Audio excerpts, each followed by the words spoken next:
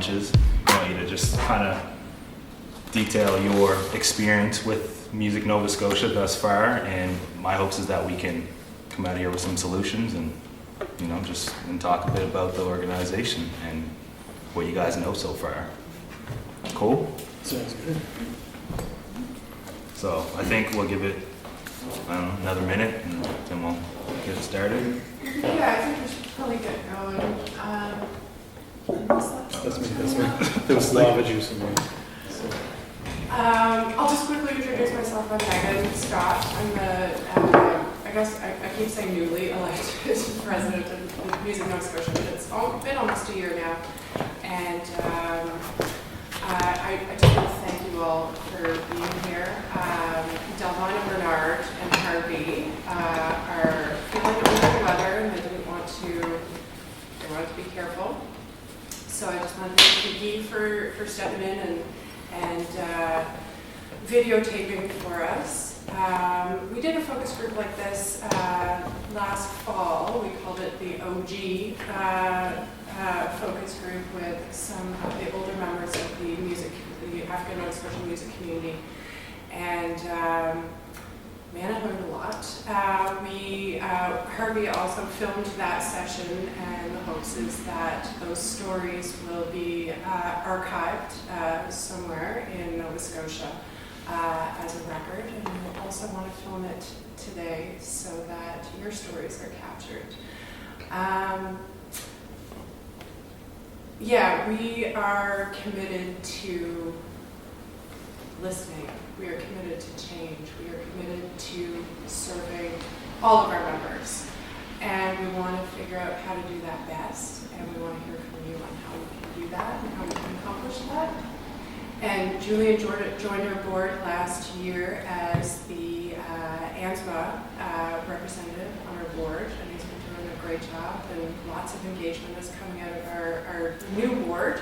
And so we're excited to roll up our sleeves and get to work, and we're also really excited and interested to listen to the stories that you guys have to tell. And I'm going to turn it over to Julien. He is going to introduce himself, and then we'll probably go around the room quickly and get everyone to introduce themselves before we hop into some questions, some discussion. Thanks, Megan. So, like she said, I'm Julien Matwawana. That's my older brother, but you guys may or may not know that already. But I'm Anne's business out there. Sorry? That's my bad. I didn't mean to put your business on the streets, but it was going to come up, so I might as well break the ice. I'm on the board of Music Nova Scotia as a ANSMA representative, and really just there to make sure that our voices are heard and that we're, I'm bringing things that you guys are concerned about or things you may have any obstacles you're facing. I can kind of bring it to a board level within the organization and through ANSMA to see if we can come up with some solutions together between organizations, and just to make your careers and the paths you guys want to take a bit more smooth, so that you have more knowledge and things like that. So I'm passionate about music. Is my passion. We come from a music family. My dad, Ed Matwawana, is one of the founding members of ANSMA. So I grew up as a baby going to festivals and concerts and band practice and all that stuff. But I really like to just let you guys shine, and I'm more of a business person. I'm more of an entrepreneur, and I like to kind of be behind the scenes and help you guys flourish and get you the information and connect you with the right people so that you guys can do what you guys want to do in the industry.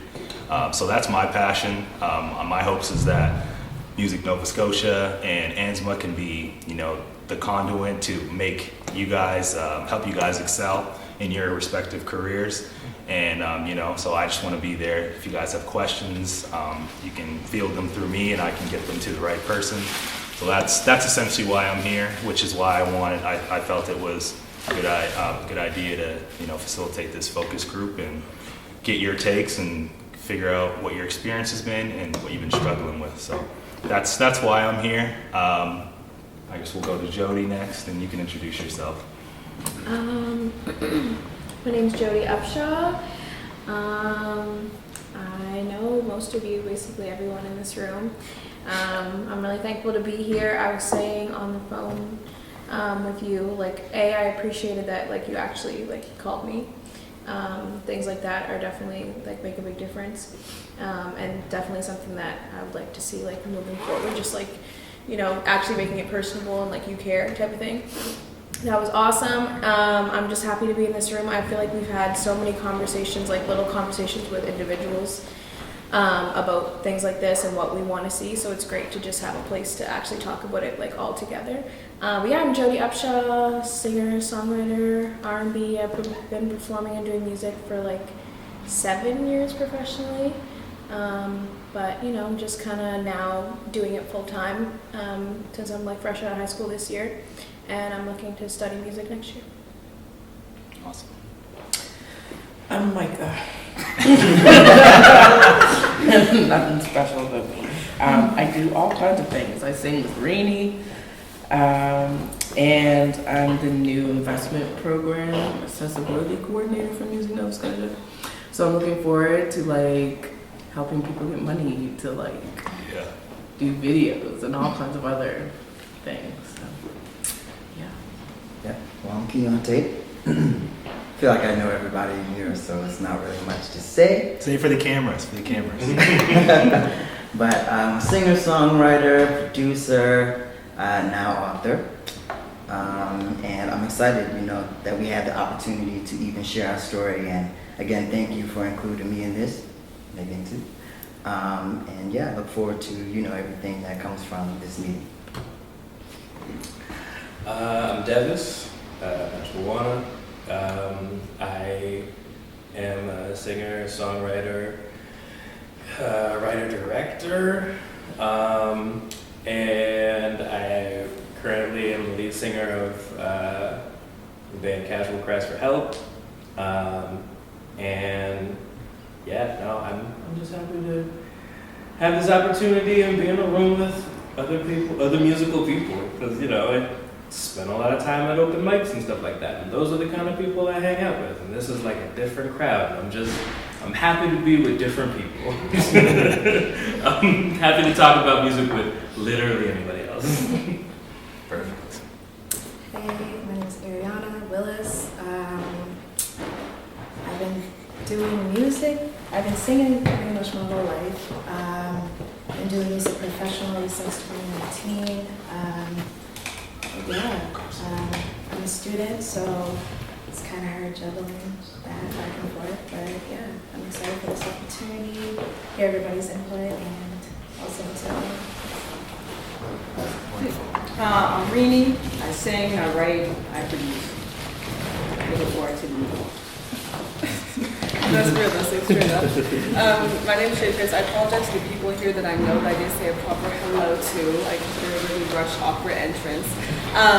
But I'm really grateful to be here. I'm a singer, rapper, songwriter. I've been doing this for about like 5 or 6 years now, and I'm just starting to do it like seriously. And I'm really interested to see how my input can help and make the organization better, not only for myself but for other people in the community. Shit, I just realized you guys all go by your first names. Damn, what am I hiding? I'm King Moose. Know a lot of you guys in here. Hip hop artist. I don't know, event coordinator. I just like being around music, and I just like to be here. I'm happy to be here to voice my concerns and, you know, just shoot it with everybody. Excellent. We don't want to forget about the man behind the camera. I'm in front of the camera for a moment and tell us about yourself. No, I got him. Can you come in front of the camera? Yeah, come in front of the camera. You're going to be a part of the discussion as well. I work in the music industry, everybody. Hey, how's it going, guys? I know most of you guys. What's up? My name's Kiki. I'm a videographer, musician, audio engineer, producer. A couple of hats. Love music, love entertainment. Just here to, you know, share opinions and see how we can grow this thing. So, yeah. Awesome. And you, sir, introduce yourself. Hey guys, I'm a Renee, Afrobeat artist. Love to bring energy, love to bring entrepreneurship, and just love to bring music to the forefront of people and just, you know, share love with music as well too. And I apologize for coming late as well. So just finishing on the record, so just trying to come. That's all good. I love it. Yes. I was expecting a big, this isn't yet. Oh. The signature. That's when I'm paid. Yes. Okay, well, I'm happy that everybody's here. Basically, everybody made it. It's great to hear everything that you guys have got going on in your respective careers. I say we should just get right into it, and we'll just go. We can just have an open discussion. Whoever wants to go first, but. I'm going to call on somebody if nobody jumps to the forefront. So essentially, what do you know about Music Nova Scotia? For example, funding, education, networking, Music Nova Scotia Week, things like that. Like, what are you most familiar with the organization? Anybody? I'll jump in since no one else is okay. The first thing I think of when I think of music, Nova Scotia is Music Week. Yeah. I think that's the thing that's promoted most. And then I think about the funding aspect and the grant opportunities. But having my personal experiences like applying for that funding, it doesn't seem the most accessible. And in terms of like familiarity and like the language is not familiar in terms of like what I came from, In terms of how to access the funding? Yeah. And in like apply for it?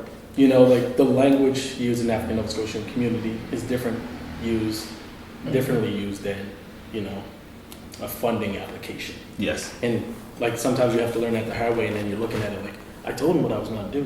Told him blah blah blah. So like I experienced that numerous times personally, and that was my introduction to Music Nova Scotia through Music Week, and like people tell me about the grant applications and opportunities, and a lot of times starting open music when I started wasn't that I knew that I could go to Music Nova Scotia and get money to work on my project. They're gonna pay me kind of thing, but there's also the structure of like making the grant application process.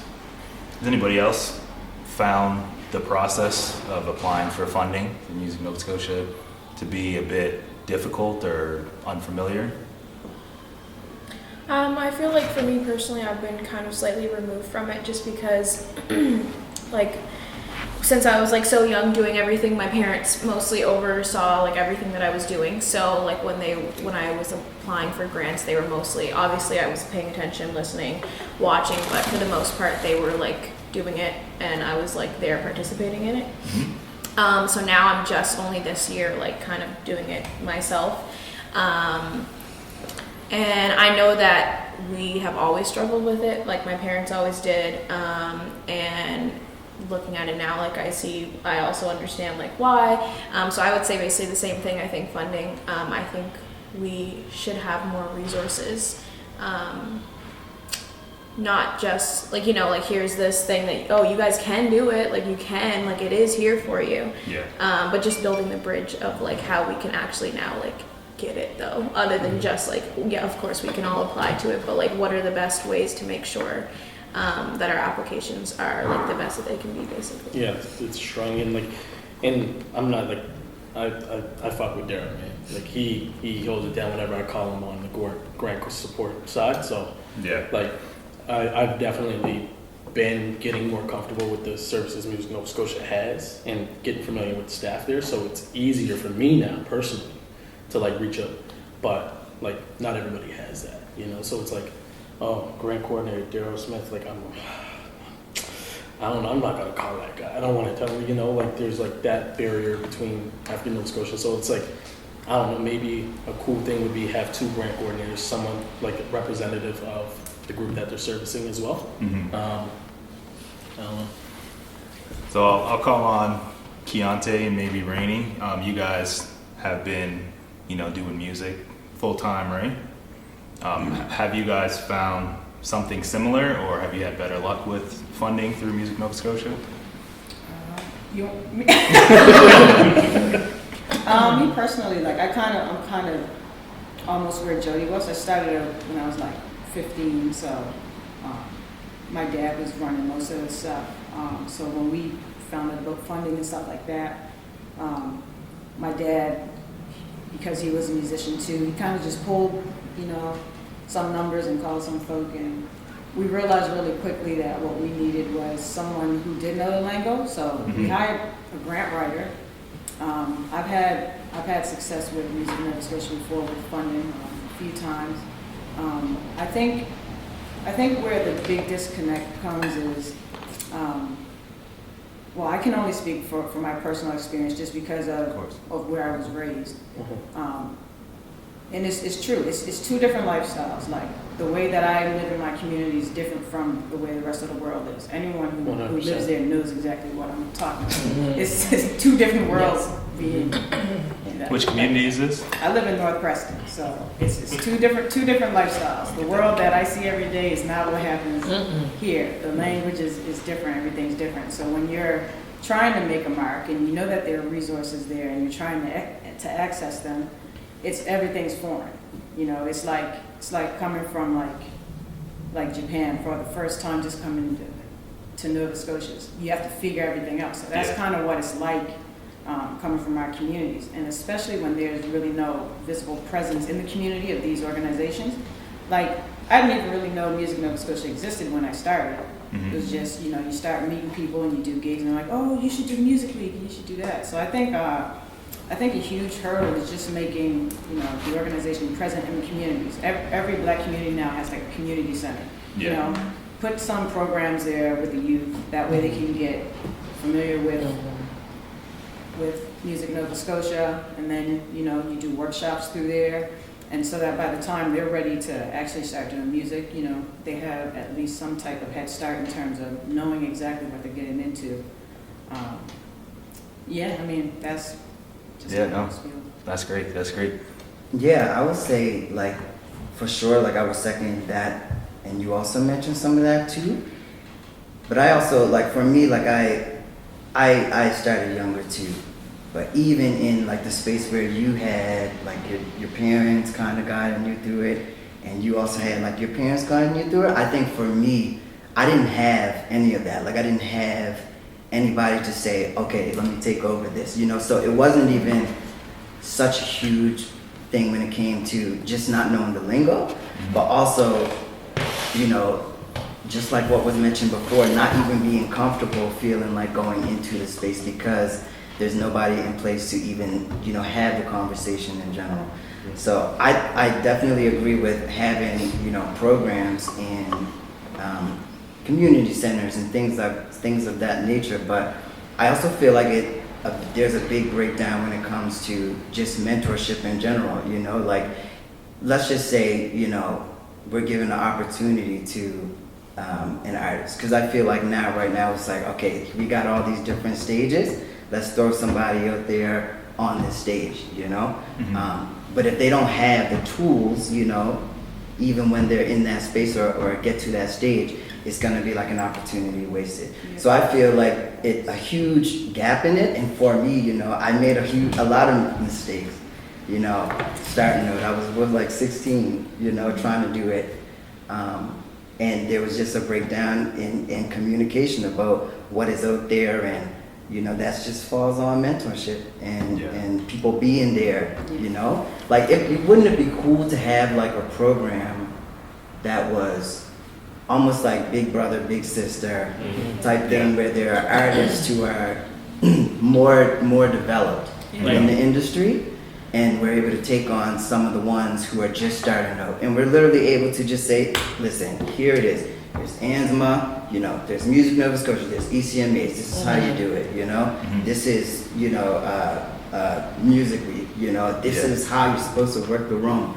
I'll be there with you if I can be, just someone to take you under their wing and actually just guide you through, the different forms, because even if, you don't know the lingo, you don't know, you're not comfortable going into the office, just having somebody there to push you in that way, somebody who's done it before, is huge.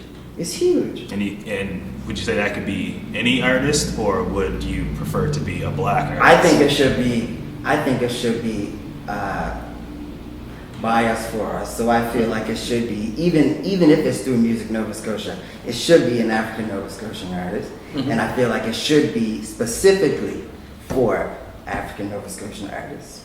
I think it's nothing wrong for us to have something that's specifically for us, especially when we've been fighting for years to have something in general. I love that idea, but also when I sometimes run into the wall of for us bias, and then there's so much bias, you know. So Yeah. when we took I look at it on both ends. And I see the benefits on both sides because sometimes it doesn't matter where the knowledge comes from. It's that somebody else that needs the knowledge gets the knowledge. But sometimes when we're trying to get the knowledge and we're only trying to stay within the Black community, there's only so much knowledge there. And like, how many? This is just my thought process on that, because one of my best mentors was white in hip hop, and I have great mentors that are Black in hip hop as well. So seeing both sides of it, my white mentor, he was able to get funding. He was able to navigate that world and kind of thing like that. So I got some of the knowledge that I have from that side, where on a skill side, I got more from my Black, So like the culture piece, because there's two different sides to it. There's culture piece, and then there's the navigation of the industry. Yep. So it's like it's a delicate balance, and also we got to be open to both sides of the coin. So I love that you brought that up, because that, like, a mentorship program would be like invaluable in what it carries. So why can't it be that though? Yeah. Like, why can't it be both sides? Why does it have to be one thing? No. Like, it can be that. Like, it can be one thing that, of course, you have somebody who's you're comfortable with in that way. But of course, in order to grow anyway, you have to be out of your comfort zone. So even going into a space where there's somebody who, like, let's just say a white, hip hop artist or whatever the case may be, who can also take you under their wing, and of course they may have, they will have different views than what an African Nova Scotian artist is going to have. Yeah. Like, I mean, that's inevitable anyway, because struggles are two different worlds. Different communities. I think it's just about working out the kinks with that, But I think there's something there with having like that in place, mentorship in place, that there's a program designed specifically for mentorship. It's huge. It's a big deal. It's a really big deal. I think that especially because, like, I personally, for me, like, my experience has been, like, because I was so young and stuff, like, everyone, I definitely felt supported, and, like, everyone older, like, really took me under their wing. And, like, I genuinely feel like these people are, like, my uncles and older brothers and older sisters and things like that. So I definitely think that, like, Music Nova Scotia, like, as an organization, giving those people the resources to properly support me and, like, facilitating that this is, like, a job or, like, something that they could get paid for, or, like, just helping them do it, because that's something that they're already, like, doing technically. And, like, a lot of us are, like, already getting mentored. Like, I probably call Owen Lee 17 times a day. But it's just like the organization as a whole, like, facilitating that and then giving them the resources that they could give to me, type of thing. So would you guys say that a program around getting you guys the knowledge to work the room or to get funding would be more valuable than, say, trying to find someone to mentor you? And I say this because sometimes you need to have something that we can keep going, like keep going for a long duration of time. So once you guys are, have that knowledge, the next people coming in can get that same knowledge, and you don't have to rely on people who have ascended into the stratosphere in their career to come back, and not necessarily saying that they won't, but having those programs set in stone.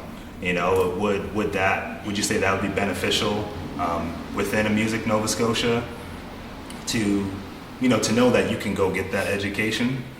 Yeah, I think it would, and I think it would also help to instill trust back in the Black community when it comes to Music Nova Scotia, because I can't speak for everyone, but I can say that I have seen a lot of instances where it hasn't from the outside looking in, I don't know what goes on within closed doors, but from the outside looking in, it looks like funding isn't extremely available to Black people, even when we do apply. So personally, a big reason why I haven't applied is because in my brain I'm just kind of like, why try? Because I've heard so many stories from other people continuously trying to access this funding and then constantly going to white people.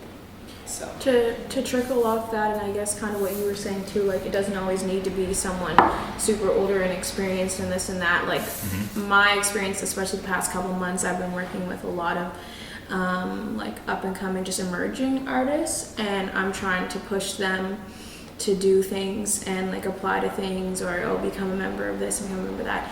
And like what you were saying about like being uneasy, like, oh, why would I apply if this is what it seems like it's going to be like. Their experience has been, oh, they don't like care about us, they don't want to hear what we have to say, and I can't tell them that they're wrong, because technically like they're not, like, you know what I mean, like there hasn't been spaces created for these people and help for these people. So yeah, I feel like even we could help people. Like if you could help equip us with the things that we could help other people with, like imagine all the people that we could reach and how much like this organization could grow. But yeah, I think as a whole, like people aren't necessarily applying or aren't reaching out or aren't coming. I think we should do more like going to them, because so far it hasn't been welcoming to like certain types of artists. yeah. And then, sorry, you want to say? No, go ahead, bro. Yeah, no, I think equipping artists with the knowledge to, you know, each one teach one, to go forward with that and like really invest in that way, because there's a lot of things, there's a lot of funding out there for music, like organizations like Music Nova Scotia and other organizations to work around arts. And I know Arts Nova Scotia has a mentorship program where you can apply for funding, but it's a tricky situation, because I've tried to apply for it and I just didn't follow through on it, because I personally didn't feel I found the right mentor for myself that I would want to, like, you know, go and spend a month in a different city with, kind of thing, you know. So like, because we have to feel comfortable with the person that we're mentoring under as well. Of course. Because like they're like, so like their programs like go find someone that would mentor you in the field that you want to do, and then bring that knowledge back. That's cool. That's really cool. And some people can really massage that out and figure that out. But a lot of people are like, I don't know no one in New York. I don't know no one in Toronto that I can mentor under. And so like, what if I did it here? Like, you know, if I don't know if Music Nova Scotia could implement a program where they, you know. So that was actually going to be my next question. How familiar are you guys with the programs that Music Nova Scotia offers? Not far outside of like the not too much outside of the artist development stuff that they have. And Yeah, the artist development stuff that they've been doing too, even at like Music Week and stuff. But I feel like they took them recently, and correct me if I'm wrong, but they took them more recently, I guess, beyond Music Week. And even you need some of them in order to even move on to artist level 1, artist level 2, that type of thing. So I know about those programs, but if there's any more, I'll know. I was going to touch on, because Of course. so I'm Nigerian, right? And obviously there are a lot of like artists, friends that I have that are from Nigeria, from Ghana, from places from Africa, right?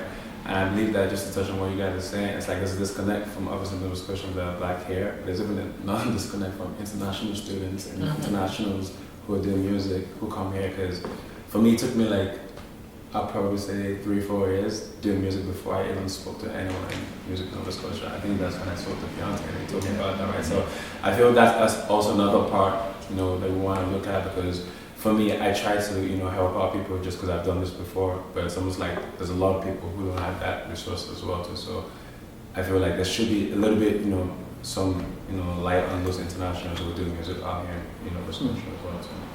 And you originally came here for school? I came here for school. Okay, so it's like getting them to bridge with like the university. Yeah, like, exactly. There are a lot of like internationals who do music there who just think, oh, I just came here to hustle. I don't know what the programs are. I just want to do my music, make it back home, and also make it here.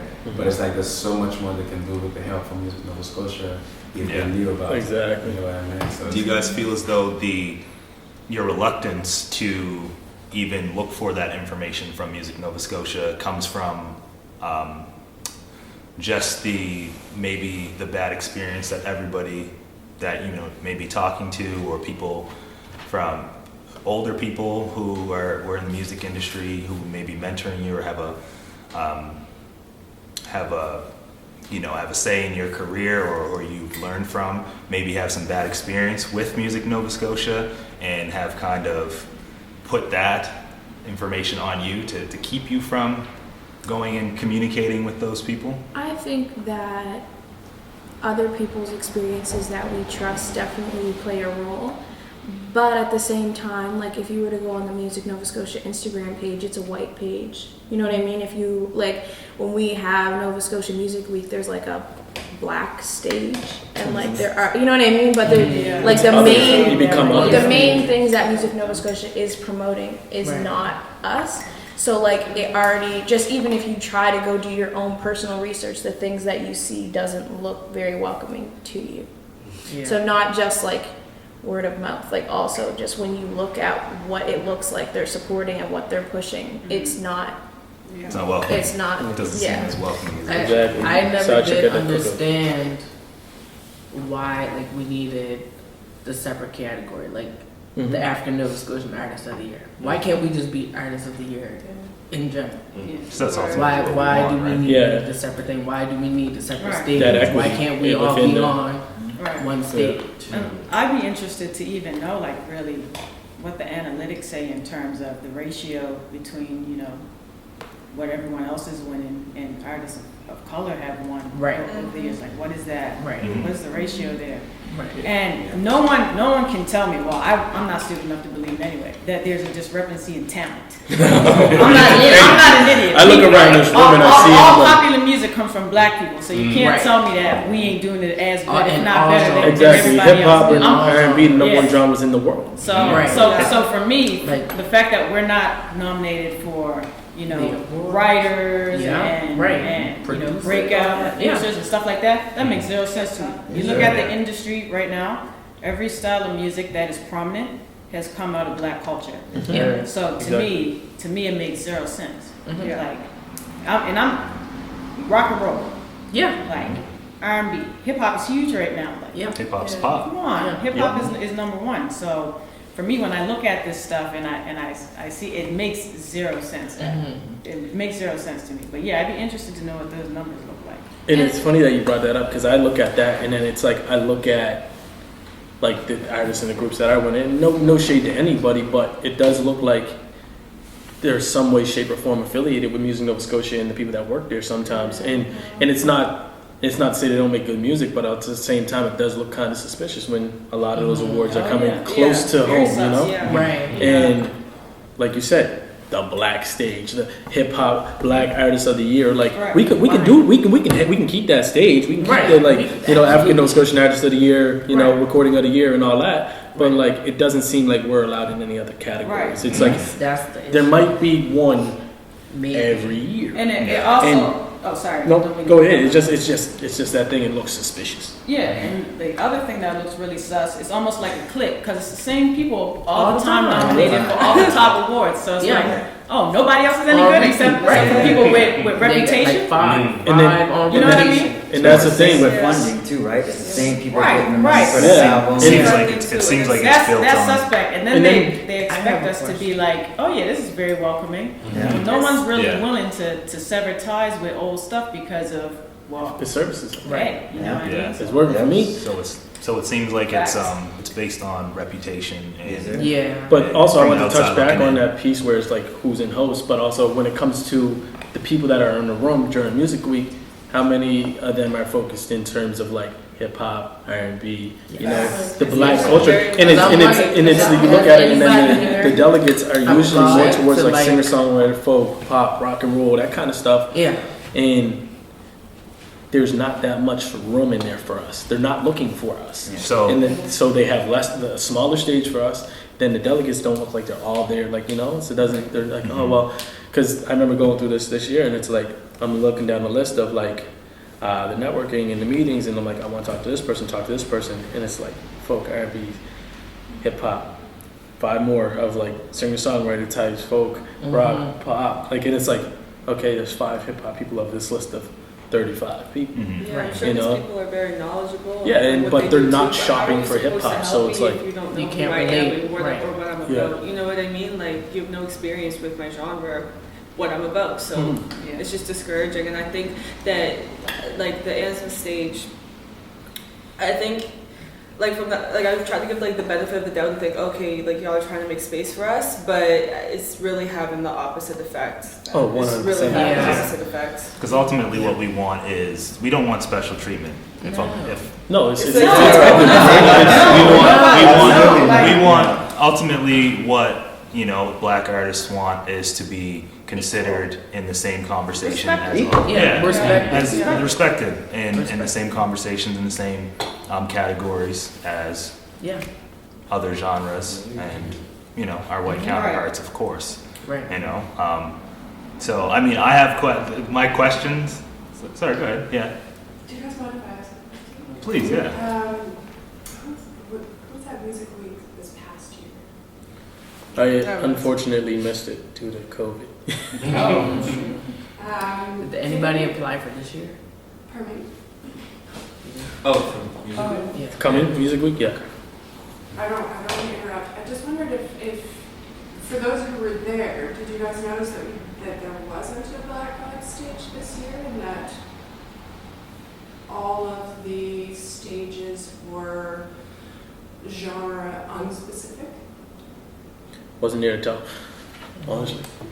But And I think in general, I don't mean someone just told me that they played. black. I don't mean just like a Black Vibes or Anthem stage. I mean like at your main events, at the award show, on the main posters, like who are you pushing? You know what I mean? And if you are pushing someone of color, did you just pick one and check that box off? You know what I mean? Like, is it really, are you just, the people that you're pushing should be the people that are making noise. And it seems like it's not always just based off of that. So not just even if just in general, when you look at Nova Scotia Music Week as a whole, it does not just the stages, just like your main things that you're pushing are never black people or R&B or hip hop, when R&B and hip hop are what controls the music industry currently. I think this year is the 25th anniversary for Music Nova Scotia. So I know black culture and black music have been alive and well and booming in Nova Scotia for way more than 25 years. So I think that really needs to be celebrated during this big thing. Can't just push all the It's also not just the folk and the Celtic and all of that. It's just weird to me that we have the longest free black staying population in North America, and then we're wildly underrepresented within so many different, not just music, but spaces. We're talking music, so music here, it's like, how are we still underrepresented when we have such a large black population? And it's not just Nova Scotia Music Week. I can also say I recently, I was very grateful to perform at the International Women's Day Showcase, and I was the only black woman out of like 6 of us that was performing. And that's very interesting. And even though like I do value, I am confident in my talent, there was something in the back of my head that was like, did they just choose me as a filler just to be that one black girl that they throw in a mix? You know what I mean? Because you experience tokenism so often. So so ultimately that's what it's looking like is tokenism. That's what it's feeling. I can speak from my experience when I first started to get known. I was a token black on everything. Yep. Everything. I was the only black person on everything. Everywhere I went, every festival, every stage, token black. My name was everywhere. I was Nova Scotia Space of Black Music. Right. And that for me, and if you're a person who's in that position, well, you see both sides of the coin, how it benefits yourself, but then you also see the disservice that it does to all the other talented people around you. So for me, sometimes you have to use those situations to kind of open the door for other people and kind of break down stuff. Like I remember when I won my first ECMA, I took that whole speech and I pretty much just told everybody about how racist the ECMAs were. Like facts. So like even when we're in those situations, it's kind of on us too a little bit to make sure that we are addressing these issues and really like, you know, standing up for each other in that sense. And then when we have opportunities that we can present to each other, it's important that we do that. I try to do that as much as I can with whatever I can do, but you know, it's tough because it really does seem like they're just trying to fill a quota, you know? Make sure we have one person of color, make sure we have one female artist, make sure that we are representing the LGBTQ community. You know, it's always tokenism in a sense. It's performative, it's not organic. So in terms of, I know we talked a lot about Music Week specifically, but in terms of, say, you know, making it more of a welcoming, you know, welcoming week, celebration of music. What do you feel like? What's the best? What do you feel is the way you want to be communicated with? How do you want it to come across? Because I know you had mentioned that it looks like they're not pushing the black artists as much as maybe other artists of different races. What would be more appealing and more welcoming to make you want to apply to showcase, to make you want to you know, continue applying for funding, because, you know, ultimately I want to get a sense of, you know, how you guys are feeling and what obstacles you've been facing. But ultimately we're here to help, you know, as Music Nova Scotia. I know that there's been some things that people have, you know, artists have ran into in the past, respectively from the black community. But, you know, Megan, Allegra, myself, we're here to make sure that, you know, you guys are properly represented, and we're here that you do. We're here to make sure that you have that help. So, you know, what would you say what's the proper way to communicate with you in terms of getting you there and feeling represented? Communication is where everything falls apart. For one, we can't walk in a space and be ourselves. I know that for a fact. I switch up all the time. I have my real Rini, and then I have my Rini in everyone else's world. And when we walk in those places, we literally have to transform into different people. We can't communicate at Music Week the way we would communicate, let's say, in this room with each other. You know what I mean? So it's almost like we can't ever really present ourselves as our true selves. Now, if we look at popular industry right now, we look at our black counterparts in the USA, when those people are doing interviews, when they step into any space, you know right where those folks is from. Exactly. Straight up. They don't change for nobody. We don't have that luxury here because, and let's just say the real, black people ain't respected here. We already know that. The communities that some of us come from, people look at us as garbage. So we walk into that room, we can't bring that type of mentality with us because, you feel at that point, you know, we're threatening or we're the enemy. So for us, we always got to be worried about that when we're at these conferences. We bring a lot more baggage into Music Week other than just trying to have a good performance. We have to make sure that we gain respect from white people. And we walk around normal like everybody else, but they don't know we carry that baggage. They don't know that we're bringing all this trauma in from the outset, and then expected to perform on top of that, and then also not really having the resources to even know like what we're stepping into when we get there. Do we know how to sit down and have a one-on-one meeting with these delegates? Like, do we know what that's all about? Do they know where we come from and how we communicate? You know, how's that conversation going to go? Communication for me is where everything falls apart. It's the biggest hurdle in my opinion, which is why, like, if you do have representatives, it makes it easier. I know for me, I don't talk to anybody anymore. I don't feel comfortable doing it myself because I want to be able to express myself the way I want to, but it's difficult. Some people ain't ready for that. You know what I mean? And I'm a person that, when it comes to communication, I'm like really bad at it. I'm really bad at it, and then, you know, just adding everything else on top of that, I can't do it successfully. So I imagine other people like me who may not have people to speak for them. How's that gonna go? And that's the biggest thing. It's like, how many times have you like as an individual, had to like go through that very, very uncomfortable. I've been lucky to be in situations where I got to practice communication with people other than my neighbors and people from my community. So it's different for me now.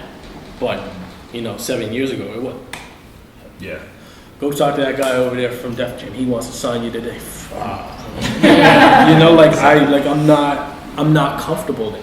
And like you got to think about the artists that are coming up and the artists that, are really so focused on the craft and they're not out there networking. They're not having music week. They're not having opportunities to be in these like little networking sessions because realistically, outside of their friend groups and outside of the shows that they're going to, they ain't going to like a professional settings and having to network properly.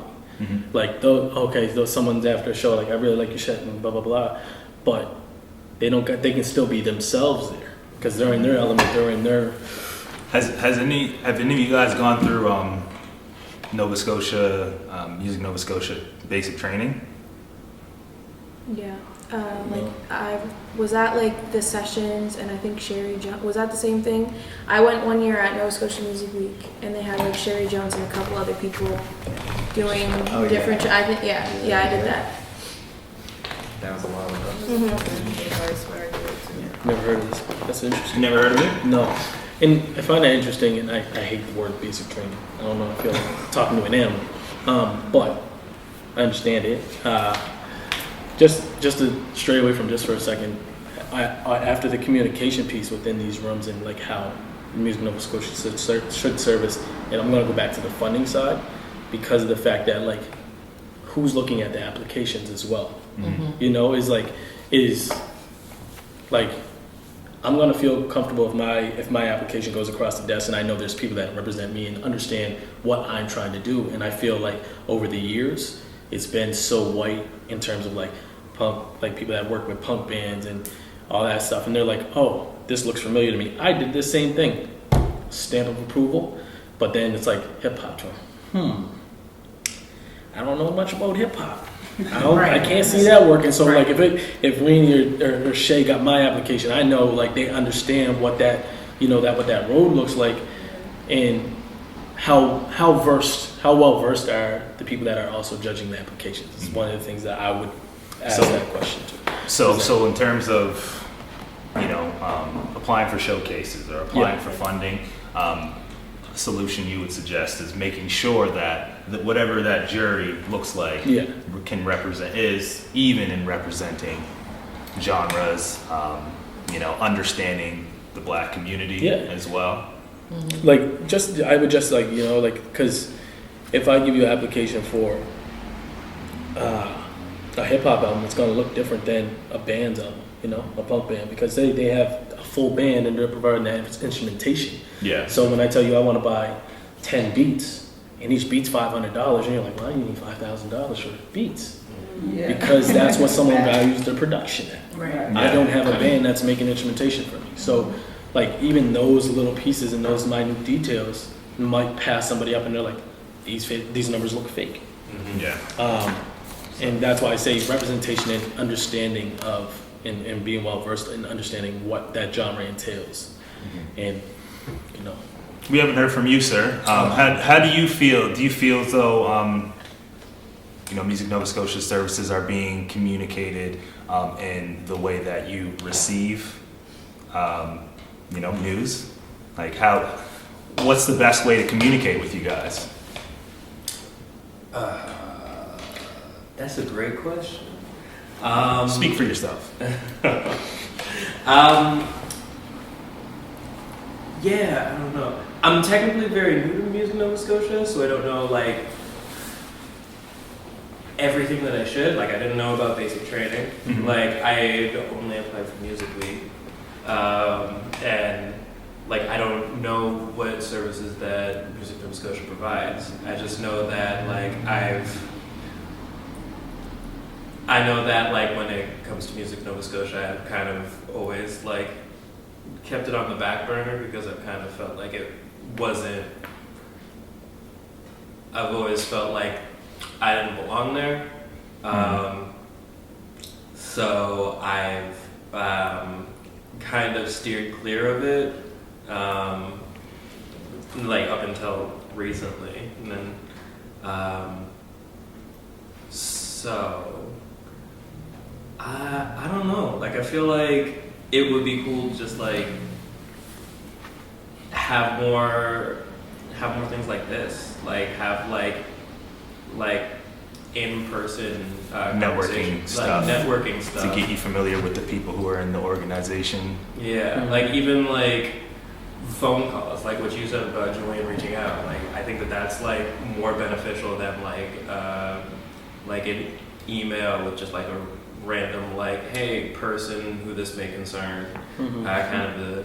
How many times you miss those, right? Yeah. Yeah. Where it's like I feel like it should be like you can say something as a community, but like sometimes things need to feel like a community. I guess.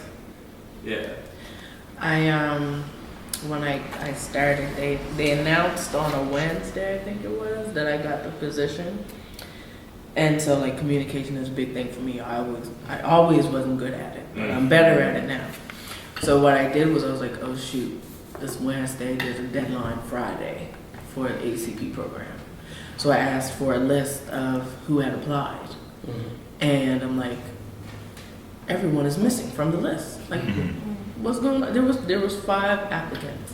I got mine in on Friday and close to There was 5 I got mine in close to midnight like, kind of thing. But. So I made a status and I'm like, everybody ain't gonna see the status. I'm like, thinking at the top of my head, who's not here? So I was just sending messages, like, please apply. I know it's short notice, but please apply. So I think one of the things that's going to be important for me, because my position is to like serve us. That's what I'm doing. I work with nobody else. So I think sending the email and like first introducing myself, because everybody might not know me, although a lot of people do. But then also taking on the phone thing, and then like setting up grant writing sessions for us. So we know, like, if our applications suck, don't give us the thing. But if you notice all of our applications suck, then you need to turn it around and say, okay, we got to do something to fix it. Yeah. So we have to go to them and do the grant writing session so they know what to do wrong, what to do better. So that's another thing. And then like just check-in calls. Anything you need, anything we can help you with. Are you looking to do this certain thing? Maybe I can point you in the right direction. I mean, Basic training. Some simple things, but I find it's better when you have someone you can connect with. Yeah. Someone on the inside that you Yeah. It's more, When I seen the post that day of like the announcement of you, Yeah. I was like, yes. Like it felt like a breath of fresh air, honestly. And I was literally reposting it. Like I was making a post about it and I was like, yeah, congratulations. And before I even hit post, I get, Micah has messaged you on Facebook. And I was like, I knew it, yeah. But just having her say like, hey, I'm in this space. I feel like your name is missing from this list, and I feel like you fit into this opportunity. And if there's anything I can do to support you while you're trying to get it, let me know. That's important. Yeah, we don't get that. Right. That doesn't happen, Yeah. ever. So I was like, oh wow, let me go do this right now. I was asking questions like, so what are the things you notice we don't like do right? And they said like, well, when we ask the question, tell us about yourself. There's like 1 or 2 sentences. I'm like, no, that's not enough. You gotta really sell yourself. So everyone I message, I'm like, make sure you sell yourself in this paragraph. Like everything you can think of musically that you've done, really sell yourself. So I think that side of it will be good too. So I think a lot of what we're getting here is having that, first of all, that personal touch, where you can reach out, where you have that person that you can reach out to within the organization and feel comfortable, expressing your concerns or things you're struggling with, and also having that someone that can reach out to you and let you know what needs improvement or what's available, versus, because a lot of times I know it's easier to kind of let something slip by than to go and look for it. But if you have someone that you can reach out to and it makes it that much easier, you got to go through less hoops. You guys would say that makes all the difference, having that you know, that contact that. Absolutely. Yeah, like the representation within an organization is always going to bring the community you're trying to serve there. Yeah. And point blank period. And so having you there is going to make it easier for other individuals that aren't like myself that I've now like. So I was never comfortable with Music Nova Scotia. I got to know people there, still wasn't comfortable, kind of thing. And it wasn't anything towards them personally, but I don't know if they get me. And so until I went to the Artists in Residence, I didn't like. No one was looking for me. Like now I get emails like, Martez, did you make sure you get your application in for this deadline? It's like, this is interesting. This is interesting. It's like, you know, and my girl. yeah, no, like I really do fuck with the people at Music Nova Scotia, but at the same time, there's things that do need to change, and you know, like it seems like the majority of you have never heard of basic training through Music Nova Scotia, correct? No. I've heard of it. You've heard of it, or I went to it. have you gone to? You've gone to it. I'm no. Can you speak to it at all? It was a lot. It was a lot. Oh, it wasn't basic? I think that's the problem though. I think it was basic and it was like so many areas to cover in one day or like a couple like little sessions in like sitting there for hours with so many people. Like that's why I think the mentorship thing is probably more appropriate and probably more effective. Because it was just so much to take in all at once that I felt like I didn't necessarily get a lot from it. Like, here's what I'm supposed to be doing, but I didn't get how I'm supposed to get there. You know what I mean? And I didn't get the, okay, so yeah. It was like, here's everything that you should be doing and everything like that. But it wasn't like, okay, like, here's how you could get there. And, you know, like, you know, representation too, like. So representation, you know, maybe it seems like a foreign language that, you know, is being thrown at you and telling you need to do all this stuff. But someone like yourself within the organization who can navigate that with you, do you think that would make all the difference? No, it makes a world of difference, you know. I'll be on some of them juries. And with that, and I'll be pushing. And that's what it is. And like, I'm not to say like I'm never one to say if I wrote a shitty application, I wrote a shitty application. Right. Yeah. But I don't want to skate by because like we need a black person. Okay. Right. Great. But like you know, it does like sometimes it like you look at everything and then also you hear about who was on the jury and they're like they do the same style of music, so this makes sense to them. And then all the hip hop. I remember what was it 2018, and I think no black artists got any funding. Don't quote me directly, but I think it was something like that, or there was one, and I remember that year. It was like, what the hell is going on? Like, So you feel is it the application, or is it you didn't understand what they were trying to articulate within their grant application? So you feel as though you have people on the jury who are very, very familiar with a certain genre, and then because they see a hip hop application come across and they're not that familiar, they just push it through because it's, you know, like that tokenism, or you feel as though they're not knowledgeable about the genre. I think the people that are at the head of Music Nova Scotia don't know like us per se. You know what I mean? Like like they don't really know who is doing what in the black music community. Yeah. And I think that it's doing so much harm because then it's just like continuing this cycle that all these people are being left out and just don't even want to be a part of it anymore. Yeah. And I feel like Music Nova Scotia is actually missing out on so much and so much money and so much opportunities. Talent. And there's so much talent and things that could be tapped into. Like, I think it's so crazy, like what we were saying about hip hop. Like, this is like hip hop literally controls like the world and money right now and everything, and it's just not. It's not a present part of Music Nova Scotia. And if it is, you have to fit. You have to force yourself to fit a certain standard. So since you guys, even though you're not from, some of you are familiar with basic training, some of you aren't. It is a program that, although extensive and not super detailed, but it touches on a lot of things. What would you like to see for the Black community, for hip hop artists specifically, what would you like to see at a basic training? I think like for me, with communication, I think you have to meet the person you're communicating in terms of where their mind is. You know, like I'll give you an instance. I'm 25 right now. When I started doing music professionally, I was about, I'll say 20. And my head, I want to blow. Like, I just wanted to be next. I don't care about a one-on-one or how to, you know, make a profit out of music. So the classes didn't make any sense to me.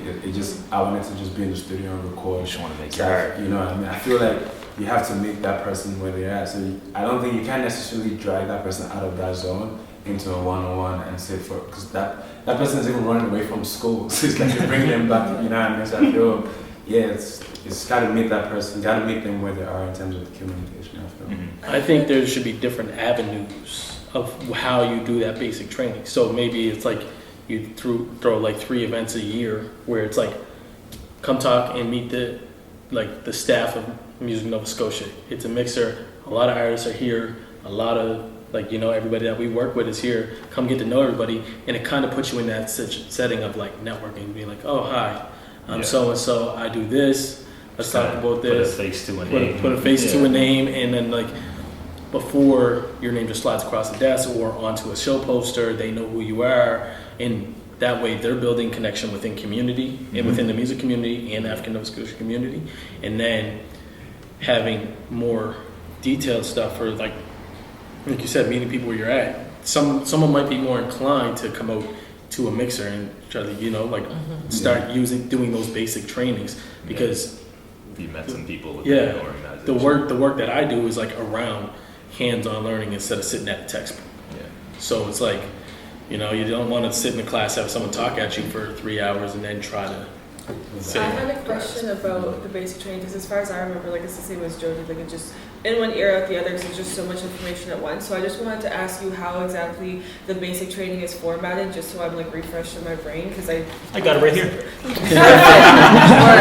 So it doesn't go over. You can so kind of it's skim 2 through it. sessions, and how long is each session? Does that say it in here too? Maybe a couple hours, 2-3 hours. 2-3 hours. Yeah. Because I was just thinking, like, what if we just chopped it up? You know what I'm trying to say? Like, not saying that we want to be pulling up and like be doing this big, long, like extravagant, whatever, but just maybe breaking it up even more than what it is, and maybe even having these sessions online, maybe, so it's not so much of a hassle for people to like pull up. Yeah. Every single time? I don't know. I'm thinking maybe. I know they had them online. They had them online during, Zoom stuff. specifically during the pandemic, since we've been on lockdown. But I guess that comes back to the Artist community. development is basic training? Oh, it's a part of basic. Oh, shit. Go ahead. I just want to, because new to Music Nova Scotia. Yeah. Are there not mixers? Are there not like times where you can like kind of get together with other artists and like music Music week. Just music week? Just music week. That's the big one. I had another question. Who has been to music week? I feel like. Everybody's been. You'll be there this year. I hope so. Yeah. Hopefully. Have you been to music week? Yes, I have. Yeah. As well. And have you guys attended the conferences, panels, anything like that? Yeah. And do you feel like those conferences and panels are relevant to your career? How do you feel about them? The conferences are relevant. I've seen it both ways. Yeah? What do you mean by that? I met my publisher at Music Nova Scotia, so I can't say anything in terms of I haven't met someone there that was able to help me. So, but then I've been there like other times where it's like not many people there who are interested in kind of what I'm doing. And that can also force people into doing like other stuff too. Like I know, like I do tons of different stuff now, just so that I'm all about. I love music, but I like money. So hey, money make the world go around. So for me, like if I can fit into different spaces, maybe squeeze into different genres and stuff, and I can get away with it convincingly, that's cool. Like I've done folk festivals doing my R&B stuff. Yeah. Like I've done a ton of that stuff. Right. I was about to say though, as someone that has been on both ends, because I rap and I sing, I've been a part of like the hip hop community and also like the R&B community. I've been like, you know what I'm saying? And I just have to say that there's a lot of times where I hide that rapping part of myself, and I go more into that R&B, and I try to push myself as a singer when it comes to these organizations and stuff, because I can tell they just don't take hip hop seriously, especially not female hip hop seriously. But female hip hop is popping. That's what I'm saying. Like, Go up there and try to sell a female Irish. female hip hop no, is exactly. So it's just, it blows my mind that I feel like I have to act like a singer to get onto, like you said, like festivals and shit like that. You know? I was going to touch on, because I mean, you guys mentioned hip hop, R&B. You look at the biggest songs last year. Afrobeats. Afrobeats. Yeah. Afrobeats is huge. The point is black culture. You know, and it's like black people just create the best shit. Just in touch on that, it's like I go to the music week and I'm like, oh, dedicated. I just in my head I'm like, there's no one here that understands like Afrobeat. That's just how I feel, right? So I don't really have an attachment. Like, what stage would you even go on? Right, like there's no Afrobeat stage. Yeah, what stage would you? Some people haven't even heard Afro. They don't even know what it is. They don't even, They don't even know what rank. And that's how I feel most times, right? Like, is there?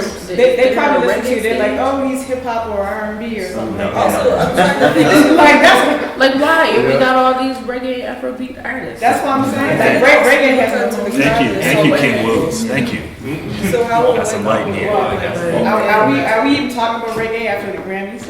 Oh. Are we talking about reggae? You know, Like, see, we talking on a small scale. It's There's- worse on the bigger but it's scale. happening, and that's the thing. And it's like I just find when white people are so comfortable with white people doing black culture, and they love it, they eat it up. And you know what? I respect some of the dudes in Dub Cartel, but that is a no-no. It's a no-no. Like I know they're not bad people, but at the same time, it's like there's a level to this shit. I never realized it until I went to one of their shows with a Korean friend of mine. He was like, "What the fuck is this? What are they doing? What are they saying?" Kind of thing. And it's like, you know, until you don't have the experience, the lived experience behind that, Right. it's hard to spot the knot. Right. Cultural appropriation, I feel like people have made a line where it's like, okay, we can get this far with cultural appropriation before we actually piss people off. It's like, well, we pissed off anyway. Yeah, we've been pissed off. Just coming back to my initial question, because we're ultimately here to get solutions and find the best way to help and find the best way to make sure you guys feel represented, feel like you're getting the proper development. Meeting them where they're at, having that mentor in the room. Are there any other ways that you feel basic training would be more valuable to you guys? Okay, I would say, why don't they just go to the showcases? Because, like, there's a bunch of, because I know they probably go to, like, the ANSMA, like, Black showcases, so, like, Black Fives and all that stuff. But, like, I'm talking about, like, their private showcases. And also just, like, be on the lookout for things that, I don't know, like, there's little hip-hop showcases going on at the universities and all that stuff. Or shit, you guys want to hire me? I'll go to every show you do. I'll bring down all kinds of information. I think there's no outreach Yeah. from Music Nova Scotia whatsoever. Like, and I feel like everybody's experience is like you hear stuff from word of mouth, and you have to go looking and knocking on doors, and it's like, oh, who are you? You know what I mean? Like, what can you do for me? Like, you know what I mean? You don't know what, like, kind of as I was saying before, you don't know what's really going on in the Black music community and who's making noise and who's doing what. So I think there's like really no outreach whatsoever. Yeah, so feeling like the genre and the community is supported musically. Just having someone that okay, Music Nova Scotia, they have their ear to the ground. So that's essentially. Mm-hmm. And I feel like when you get there, then if you finally figure it out, you have to come fully packaged and ready to go. Yeah. And with all the box checked off. You know what I mean? Not everyone's going to be like that. And you gain so many more people just by like being open to accepting people as they are and then building them and helping them and equipping them with the things they need to then check off the boxes. Because there's like a lot of things, and even like writing grants, like you have to be able to get this before you can even get the like. But how do I get here first? Right. So I think just taking artists and actually equipping them and developing them from like the jump, not like them having to be a certain way and package themselves a certain way to be able to get things. When you say artist development, actually mean artist development.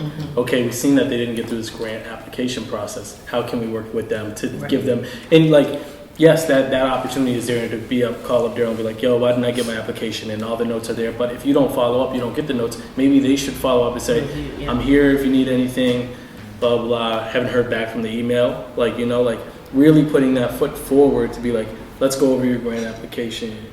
Go ahead. I just wanted to say there's no accessibility. You're talking about like Nova Scotia Music Week, which is all the way out in Truro. A lot of black people don't have access to that transportation. You thought Truro was bad. Myself personally, I could not. Okay, let's put it 4 hours away. Like, huh? Not the, speaking about how like we come from different communities and stuff. There's a lot of black people that you know, like live in the city and have access to like public transportation. Ain't no public transportation going through. You know what I'm saying? So like, even though it's great that you have these resources that's out there, why are they out there?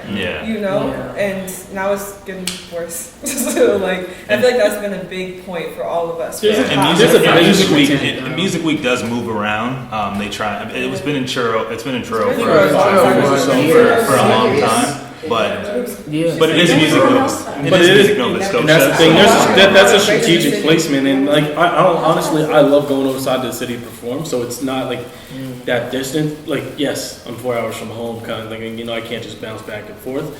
But at the same time, are people from Sydney coming to Halifax for a Music Week? Not likely. So sometimes it is better to bring music to people. Into different markets is cool, but also. What's realistic for a lot of people, especially like what kind of funding Music Nova Scotia has to pay artists. That's also another topic that has been there for years. You said something else? I keep interrupting the hell out of you. I'm so That's okay. No, so sorry. I respect what you have to say. We try to hear from some other people, man. No, but I was just gonna say that also like the pay rate. I'm not gonna like dig into it, but that ain't gonna cover no hotel room. That's not covering no gas. I spend more money going to showcase than I make. Like I'm losing money to be able to showcase, and then there ain't nobody even at the showcase. Exactly. Who's down on gas money and stay? Like, you know, gas money and accommodation used to break you, and it's like, you know, like $175, $200, $300 sometimes don't even cover that thing. Right. And like, you know, like. So when you do get selected to the showcase, they do pay for you guys. We do pay for your fund, pay for your accommodations, of course. No. Not No. hotel. No. It's on you. It's on you. No. There's another thing up there. I seen you. Because and like when you actually like break it down, like when you really break it down, like they have like a rate or whatever, like the standard rate that every artist gets, and then if you have more members in your group, like you per get member more or whatever. But like actually, like the cost that like what we get from the show doesn't even cover what it takes to perform my set, let alone then driving there and then accommodation. So like it's not even enough a lot of the time to fund my set in general, like the people that I have with me or whatever it takes to put my set together. You know, DJ I can put it together, whatever. It doesn't even do that, let alone and then you guys drive. You know what I mean? So it's not even like it's not really like we need like a meet at least halfway. Like I know you can't do everything, cover everything. Like I would say this though, like most gigs, especially like when you're starting out, you're never gonna get the money. You put in no. For the work you put in, and I do understand like the other side of the coin. Like so many artists go to this conference, it would be hard to kind of, you know, I can't imagine the cost that they're spending on putting these together, but it's tough on both sides. Oh, 100%. But at the same time, like we do though. Like at the same time, there are places we do though. Like what I would give for like a set like now is nowhere near what Music Nova Scotia provides, and like that's the thing. Like if you can't do that, then there has to be something else, like make up for it in hotels or make up for it at somewhere else. You know what I mean? It's like I feel like they could make it up in a very simple way, putting on Nova Scotia Music Week in the city. I think that is the answer. True, but it doesn't. But It doesn't get you into. But they do. But they do Yeah. have to. Yeah. We do as an organization. They do have to cater to the whole province. Yeah, you can't And- just you can't cater to mainland. Yeah. I mean, like you could end up in Yarmouth one year and they could love female rappers. Exactly. That's the market thing. That's the good thing about being actually out of the city is like you never know who you're gonna come across. But like in the city, you know pretty much who's gonna show up to the set. Like you got your people's there, and it's great to have your friends at the set and at the shows and showcases and things. But like when you go there and you have people like cheesing from here so would and it stuff off. so would it make it more worth your while, despite maybe the lack of accommodations, if the right delegates were there that were going to come see 100% because something you could get There's get up nothing for. worse than spending the money or no one's there to watch you. Right. Yeah. You know what I mean? Right. And- Like, what a major loss. Right. Yeah. Yeah, and I That's a think good point, yeah. I've only had one opportunity from Music Week. It was a great opportunity, nonetheless, but it's like then you hear about all these other bands going on these large tours because of the people they met at Music Week. It's like they're doing like folk singer songwriter punk type shit, and I'm like, that's dope, that's cool, but like that seems like that's all there was there for delegates in terms of like like what have you done for me, kind of thing. So like, and it's so proper delegates, they're just doing have- themselves a just have- disservice not having. It's like, why isn't someone from South by Southwest there? Like all these festivals, like that focus around hip hop and have large hip hop presence. Why aren't these like? Maybe they don't have the connections yet, but all of the delegates there, someone gotta have something, and like, can you get a contact for a contact for a contact? Gotcha. Because there's 6 degrees to separation of anybody on this planet, kind of thing. Yeah. It's like it's not impossible to reach anybody, but you got to put the effort for it, and you can't be like, well, I don't know anybody. Tried my best. It's bullshit, and it's like I'd rather you get it wrong than not do it at all. Yeah. And it seems like sometimes a lot of organizations just don't do it at all, and just so they don't get it wrong. So, sorry, someone was going to say something. I was agreeing with him. Okay. So, a Music Nova Scotia week. What would really get you guys up to go, other than delegates, other than proper delegates? Probably just delegates. Who gonna be here? Like, who come to the party? Because if there is a legit opportunity beyond that one night, I'm going just to shoot my shot. Right. Yeah. Makes I sense. completely agree. Like you know That what? makes sense. Because it's in like now this becomes a real investment in myself. Yeah. Because I'll pay for my hotel, I'll pay for my gas. Right. Gotcha. Right. If I know I have an opportunity at something. So, I got one last question for you guys. I'm gonna stay over this Then one. we're gonna wrap it. Then we're gonna wrap up. So, do you have an export plan? And if so, what help or tools do you need to develop an export plan? If that's something that you're planning to do. So, do you have an export plan? If not, what do you need to begin developing that? I'm gonna start out. I'm already in exports. I'm trying to export back to where Yeah. And I have no resource. I'm gonna be very, very honest, man. It's like I'm here, like literally, how can I blow up in Nigeria? Through Nova Scotia's resource and then zero. Really, like it's just like I said. I feel no one relates to the music I do. So it's just more like I'm trying on my own. So I feel like that's not to bring a problem without a solution because I don't know how to solve it. But it's just like I really feel isolated in terms of my export because I really know that my music. It's not really for how, in fact, if I'm being You can honest. make your music. I ain't gonna lie. You have one of the best performances I've ever seen. Hey, bless, Like, man. I think you make anybody a fan that's in front of your stage every time. So just keep doing what you're doing, man. You got that shit. There's absolutely a way. Yeah.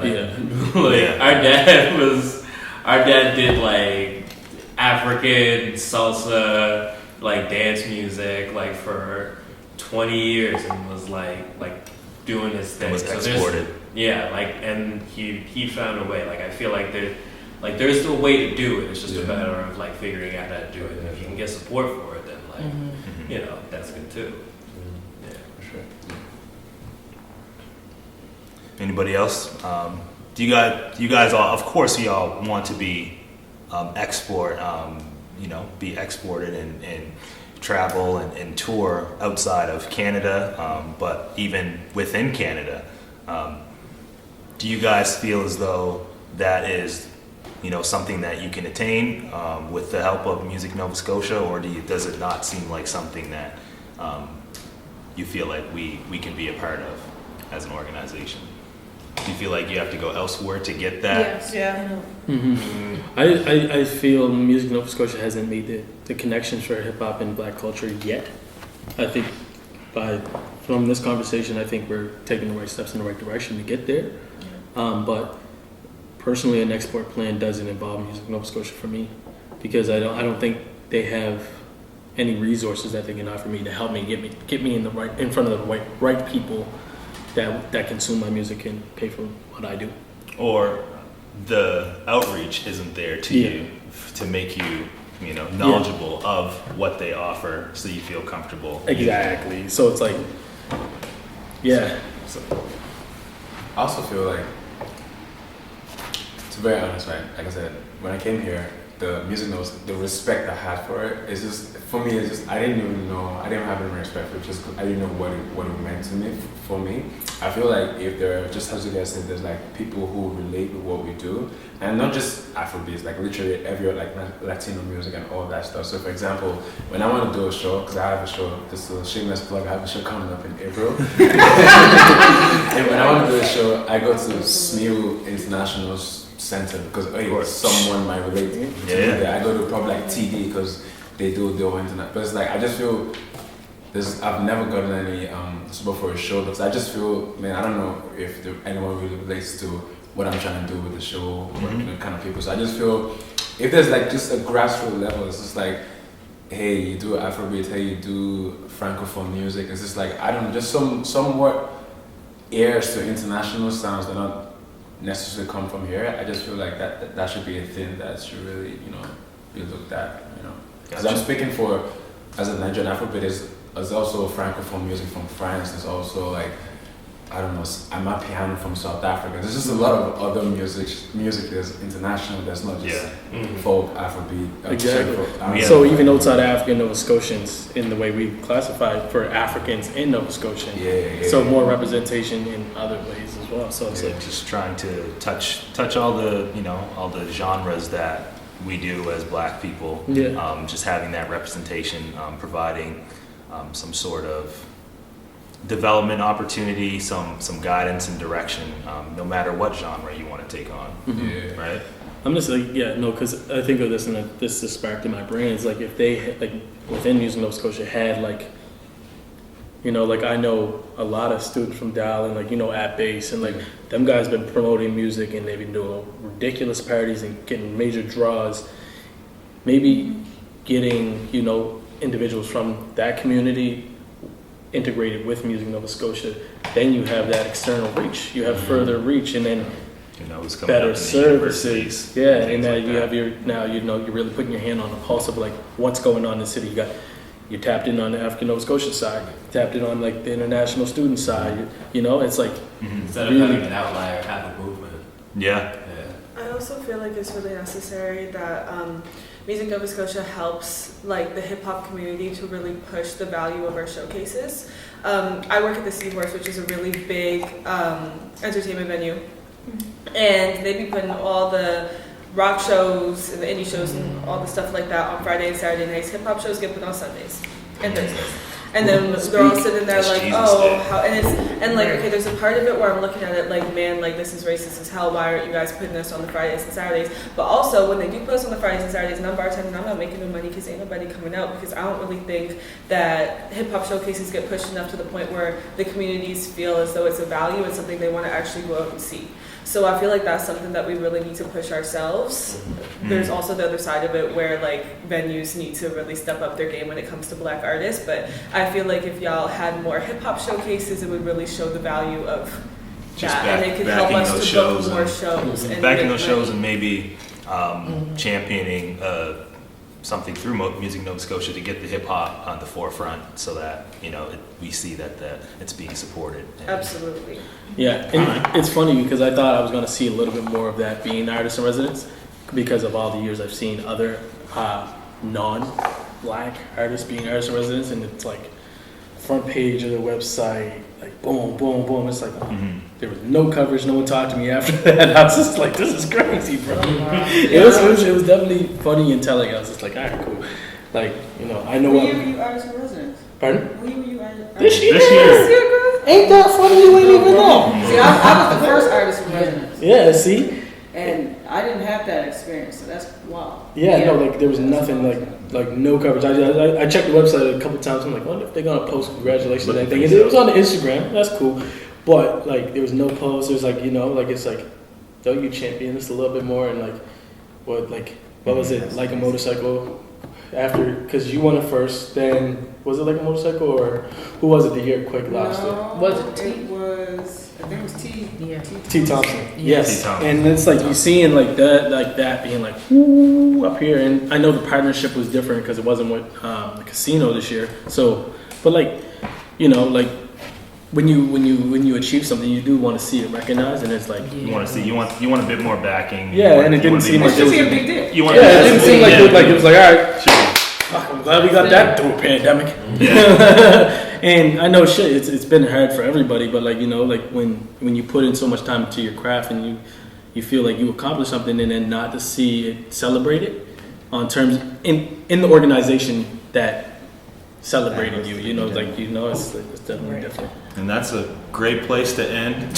I feel as though I just want to thank everybody for coming out and speaking honestly and putting forward some solutions and your experience with Music Nova Scotia.